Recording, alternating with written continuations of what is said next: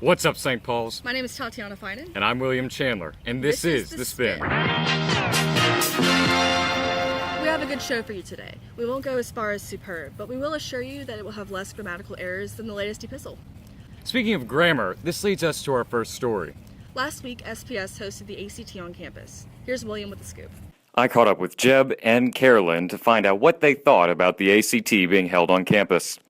Well, I liked that it was on campus in that it saved us from having to, drive down to South or Murphy or something for a weekend.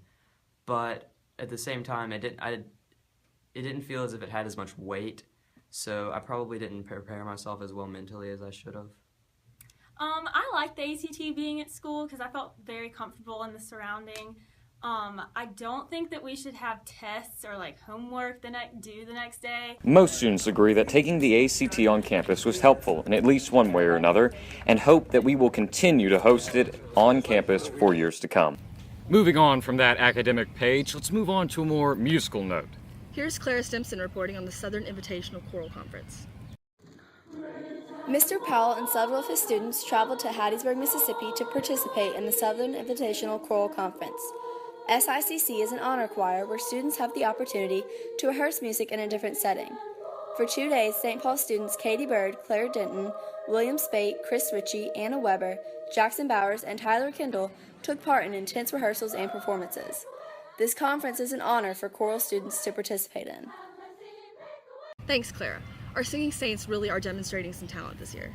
The swim team dove into the beginning of a great season last week at the Battle of Old Shell Road. The Spin met up with Coach Tyler Kearns to hear his thoughts on the team's progress.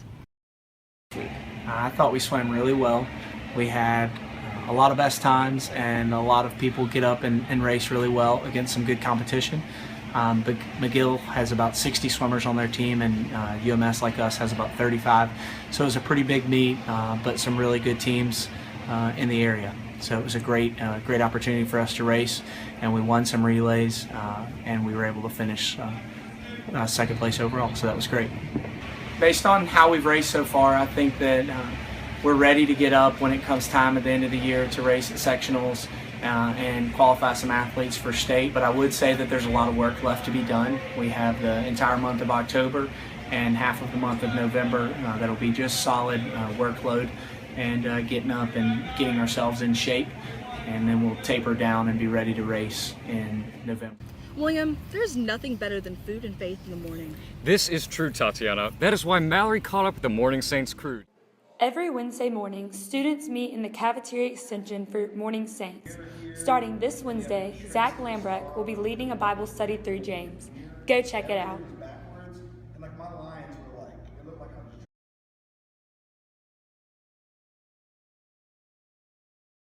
Say, Tatiana, did you know that I'm pretty good at pickup lines? Well, William, that doesn't explain why you're still single. Okay, good point. Point taken. Perhaps Watoki and Mallory can help me. They search far and wide across the campus to find the best pickup lines. All right, Gail, I need you to tell me your favorite pickup line. I can't say it in public. You've got beautiful eyes. How about that? You've got beautiful eyes. Who could argue with that? My favorite pickup line is, "You made something drop. You're so good looking." I got these guns, lifting children out of poverty. If you were a pirate, would you have your parrot on this shoulder or this? Dan, what is your favorite pickup line? She got a big booty, so I called her Big Booty. Are you from Tennessee? Because you're the only 10 I see. The worst one I've heard all day. Daniel, what is your favorite pickup line? I don't use pickup lines, Watoki does. Why don't you say one, Daniel? No. Please? No. Please? No. Please? You can't make me. That is all we have time for today. No, What? we're not done. What? A week or two ago, the epistle declared that I was dead.